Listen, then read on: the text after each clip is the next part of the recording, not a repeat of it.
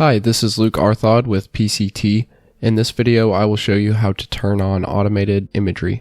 This process is done in the Setup tool. First, to turn on automated imagery for a specific grower, click on the Grower Editor dropdown. Then click the More Options button next to the desired grower. Click the SATAMAP link button, select the desired indices, choose the interval of days which the system will search for data, and select a turn-off date. This can also be done at the farm or field level.